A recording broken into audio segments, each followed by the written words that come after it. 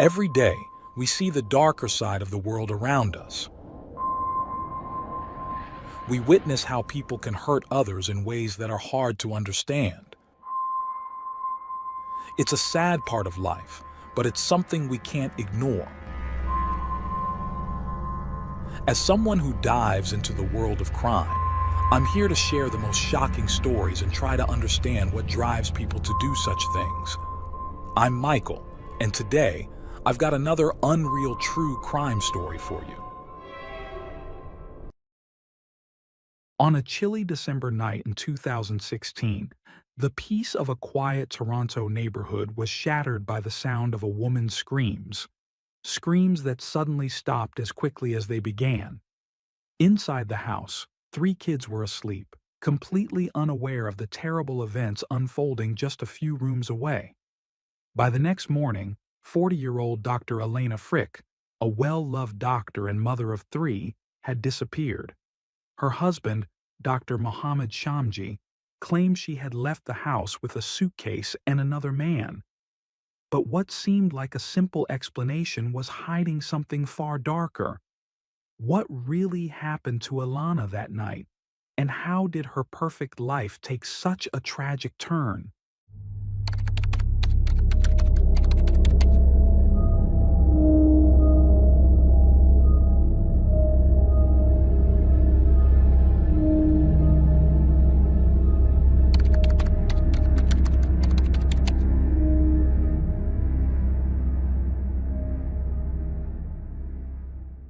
Alana Frick was born in 1977 in Windsor, Canada, to Joseph and Anna Frick.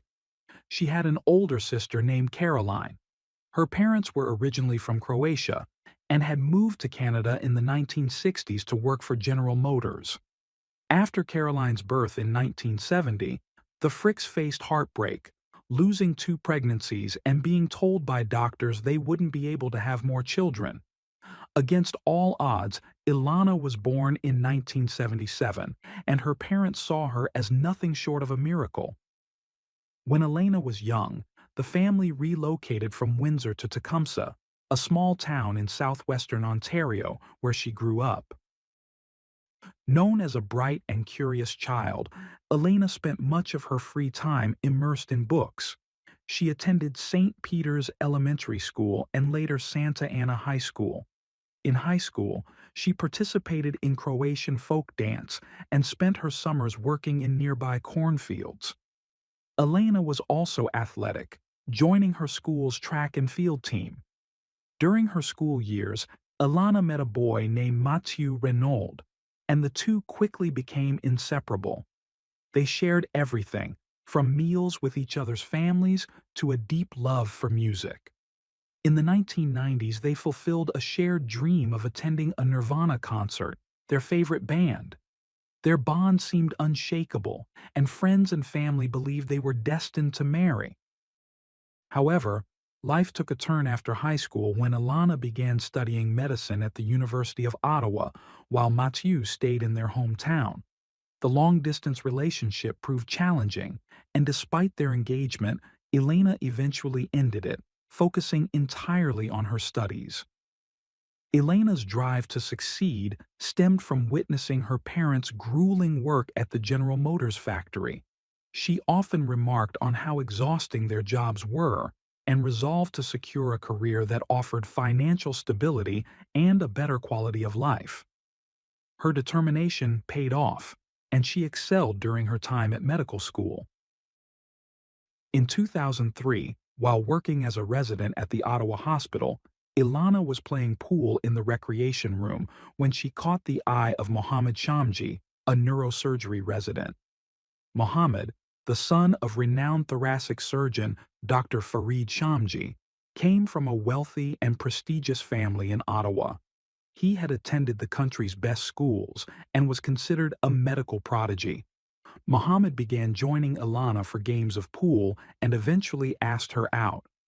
Ilana was captivated by his intelligence, ambition, and elite background. Despite her growing feelings, she sometimes doubted whether she was good enough for him. Their relationship, however, was far from perfect. While Ilana was deeply invested, Muhammad's behavior often left her disappointed. He skipped her medical school graduation under the pretense of being ill, only for her to later discover he had been out with friends.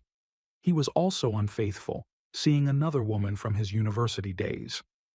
Despite these red flags, Muhammad's charm and persistence convinced Elena to stay with him, even after she had tried ending the relationship twice.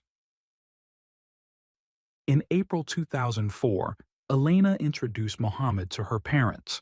Joseph and Anna were unimpressed, finding him distant and disinterested in engaging with them. Joseph advised Elena not to settle for someone like Muhammad, believing she deserved better. One morning, Anna overheard the couple arguing. When she asked what was wrong, Elena, visibly upset, insisted it was nothing more than a sleepless night. Anna left them alone, assuming it was just a harmless disagreement. Not long after, Elena discovered she was pregnant. Muhammad faced a dilemma, as his Muslim parents would be furious about an out-of-wedlock child and his choice to marry outside their faith. Weighing his options, Muhammad decided marriage was the best solution. Together, he and Elena began planning two weddings, one to honor his family's traditions and another for hers. On September 1st, 2004, Elena and Muhammad held a traditional Muslim ceremony in Ottawa. At nearly 5 months pregnant, Elena adhered to the customs, including having her hands adorned with intricate henna designs, which her Christian mother found unsettling. The wedding highlighted the stark contrast between the couple's backgrounds. Elena's guests were primarily hard-working relatives, while Muhammad's were prominent figures in the medical community. Alcohol was officially forbidden at the ceremony, though some guests discreetly drank in the parking lot. While their union seemed like a compromise between their different worlds, the complexities of their relationship hinted at the challenges that lay ahead. Before their second wedding at a Catholic church, Elena and Muhammad were required to attend several counseling sessions. Muhammad, however, refused to participate and asked John Mark, a mutual friend, to attend in his place. When John declined, the sessions were skipped entirely. Despite Muhammad's indifference and lack of effort, the couple proceeded with a small wedding ceremony at St. Francis of Assisi Church in Windsor. Unlike their first wedding, this one was modest, with fewer guests. To hide the lingering henna tattoos on her hands, Elena wore elbow-length white gloves. After the ceremony, the couple rode in a limousine to the Caesars Hotel and Casino, where they spent part of their honeymoon. Shortly after, they purchased a home in Ottawa and moved there. Elena began working as a family doctor at the Ottawa Hospital, while Muhammad continued his residency in neurosurgery. In January 2005, after a challenging pregnancy, Elena gave birth to a baby girl. She was overjoyed by the arrival of her daughter, but Muhammad appeared detached and uninvolved. His focus remained on his career, often retreating to the upstairs study as soon as he returned home, barely interacting with his wife or child.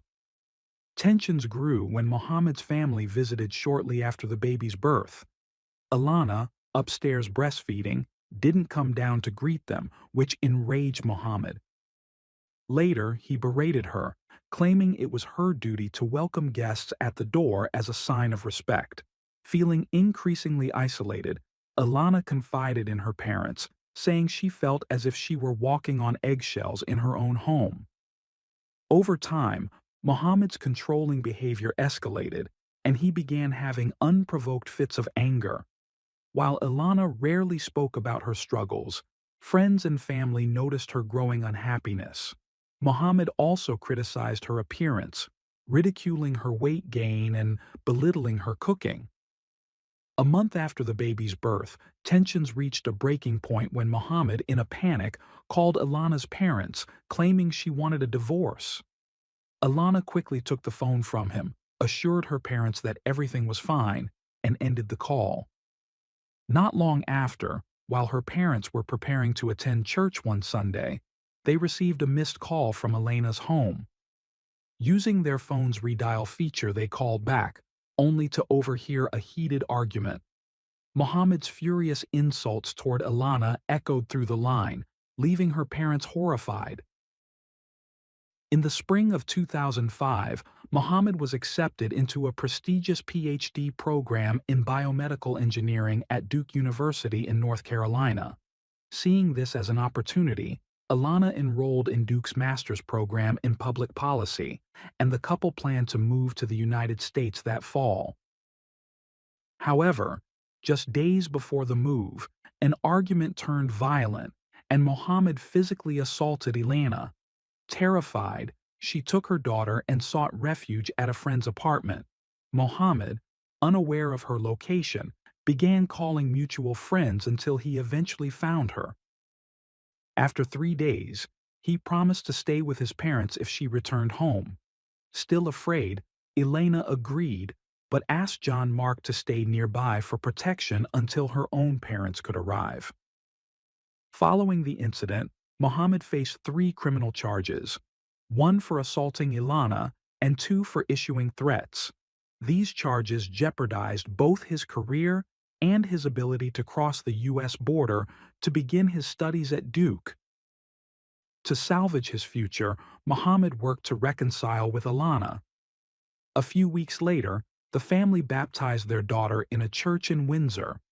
When guests at the reception asked why Mohammed wasn't there, Ilana told some he was working, but privately admitted to her cousin Rob that they'd had another fight. Rob urged her to leave Mohammed, assuring her she could find someone who truly loved her. Ilana, however, insisted they would work things out. On July 27, 2005, the authorities agreed to drop the charges against Mohammed if he signed a peace bond. As part of the agreement, he had to acknowledge that Ilana had reasonable grounds to fear him and accept a 12-month probation. With the charges dismissed just in time, Mohammed was able to begin his PhD at Duke and cross the border without issue. He moved to Durham, North Carolina, to start his program, and Ilana and their daughter joined him a few months later. Friends and family couldn't understand why Ilana returned to Mohammed. She was intelligent, financially independent, and had the unwavering support of her family. While some speculated that she was drawn to the status her relationship with Mohammed provided, others believed she truly loved him and held on to hope that their relationship could improve. In Durham, the couple settled into a routine. They began running marathons together, often waking up before dawn to train. Afterward, Ilana would drop their daughter off at daycare before heading to Duke University with Mohammed. Mohammed excelled in his program, completing his 5-year PhD in just 3.5 years. Despite his professional success, the cracks in their marriage remained, hinting at deeper challenges that could not be resolved by a change in location. Ilana excelled during her studies at Duke University, earning a rare scholarship that covered most of her tuition and being recognized as the best in her class. After her classes, she would pick up Mohammed and their baby before heading home to prepare dinner, a routine she repeated almost daily. In 2007, nearly 2 years later, Ilana became pregnant again and gave birth to the couple's second daughter in November. Friends of the couple noticed an imbalance in their marriage. Ilana was the one who drove Mohammed everywhere he needed to go. When her friend Valentina Nikolova asked her about it, Ilana simply explained that Mohammed disliked driving. But the imbalance extended beyond transportation. Ilana was responsible for nearly everything in their household, from grocery shopping to assembling furniture and even changing light bulbs. Despite her efforts, Ilana often downplayed her own importance, frequently telling friends how brilliant Mohammed was and how insignificant she felt in comparison. To outsiders, Ilana appeared to hold control in the relationship. Yet, she always sought Mohammed's permission for even the smallest decisions, displaying an unusual submissiveness. Meanwhile, Mohammed would call her multiple times whenever she was out, demanding to know where she was and who she was with. In 2009, after completing their studies at Duke, the couple returned to Ottawa, Canada, and moved into a house near the hospital where they both began working. Ilana quickly became a beloved family doctor, admired by her patients, while Mohammed advanced in his neurosurgery specialization, earning an award for the exceptional care he provided. Around this time, the couple became active on social media, portraying themselves as a wealthy, happy family with beautiful children. However, close friends knew that Mohammed controlled Ilana's accounts, dictating which photos she could post and even pressuring her to harass people he didn't like. Mohammed's controlling nature extended beyond social media and into their daily lives. He denied Ilana permission to subscribe to her favorite newspaper and restricted who their daughters could play with, dismissing children from less affluent families. He often insulted Ilana, calling her useless and stupid, and claimed he would have been better off without her. In 2011, Mohammed moved to Calgary for a year to complete a spinal surgery fellowship. Shortly after, Elena discovered he was having an affair. She found emails confirming the relationship and noticed a credit card charge for a hotel stay with his mistress on Mother's Day.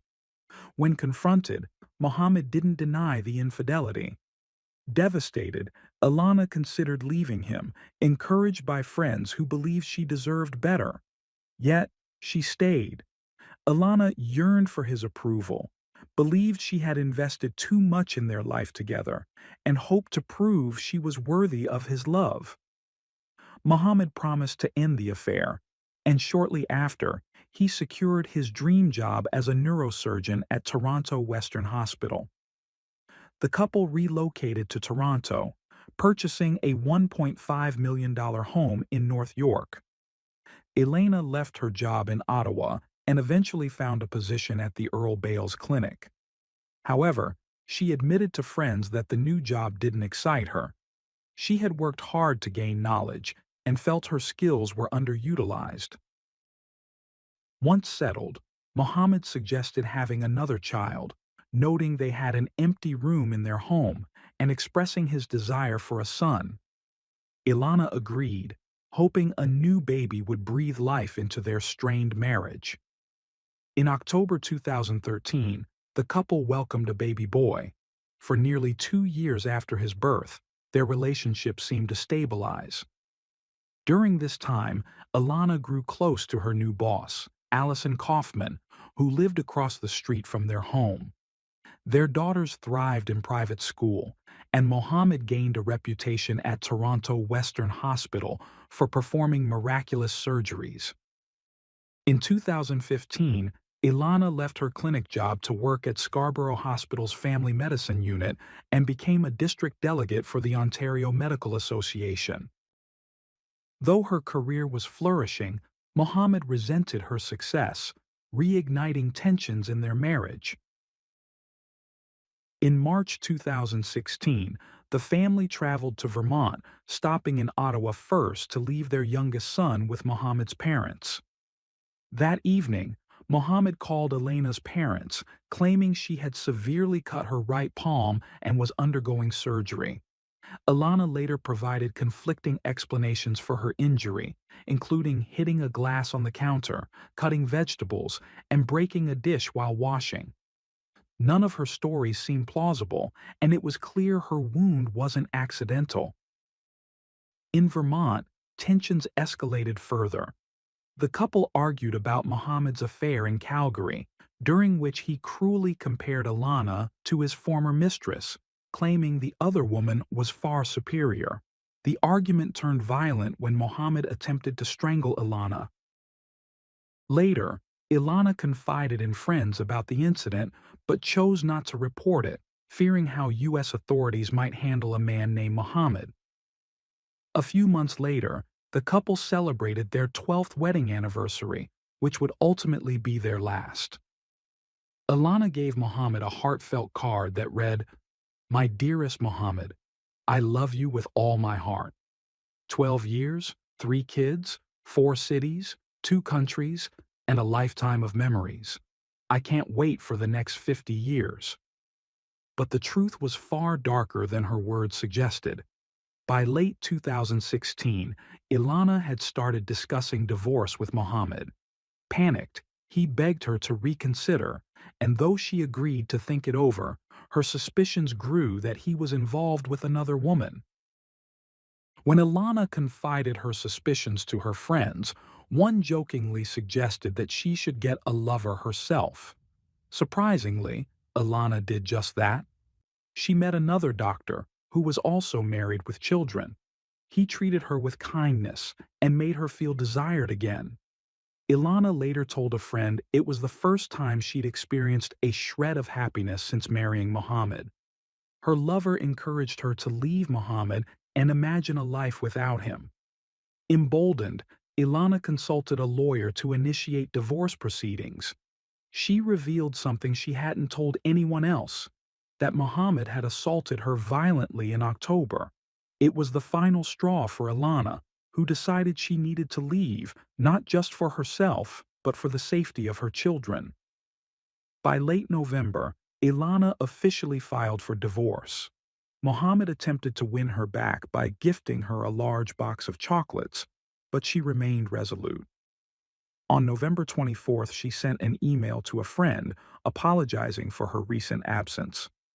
"I'm in the process of separating from my husband, and things at home are chaotic. I'll try to catch up with you this weekend. I'll be away at a conference."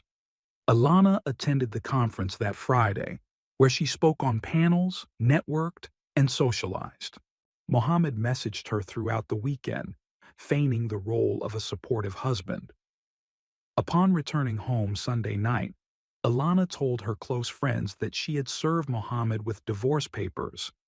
Her lawyer had contacted him on Monday, emphasizing Ilana's desire for an amicable and swift resolution and requesting full financial disclosure.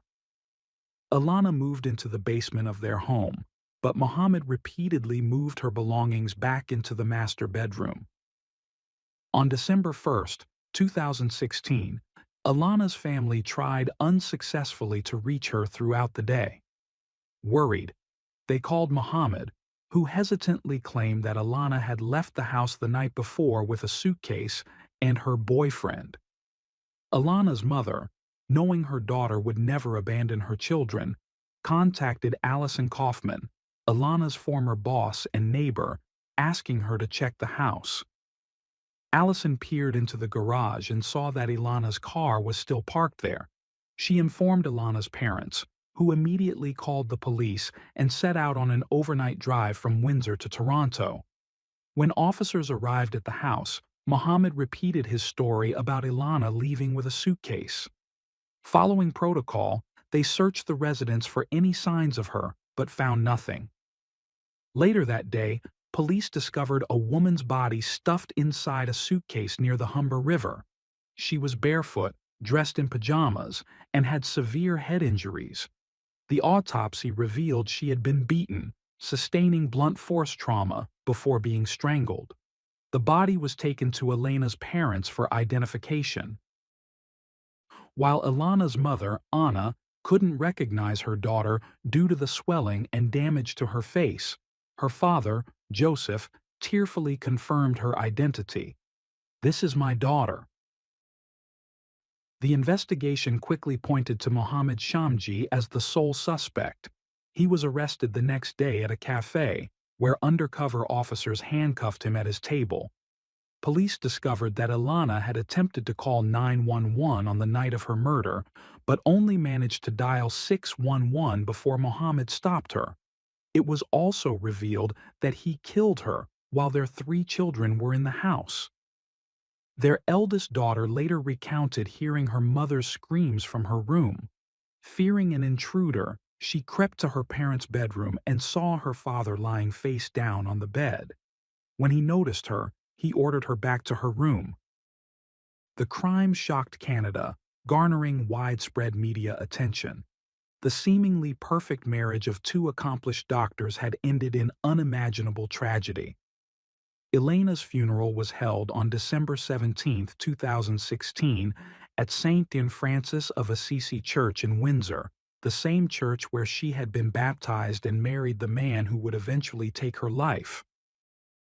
While awaiting Muhammad's trial, Joseph and Anna Frick moved into their daughter's home to care for their grandchildren, ensuring they could remain in their school during such a difficult time.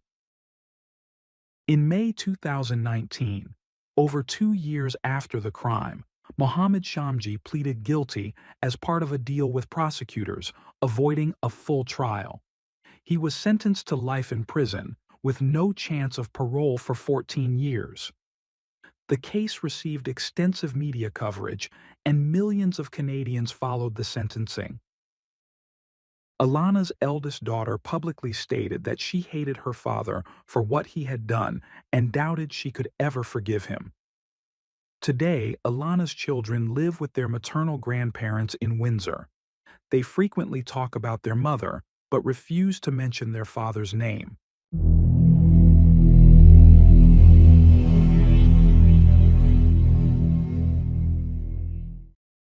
Thanks for tuning in to Unreal True Crime. If you're intrigued by mysteries from around the world, check out our new channel, Latin Crimes, where we dive into the gripping true crime stories of Latin America. Don't miss out. Subscribe now for more thrilling investigations.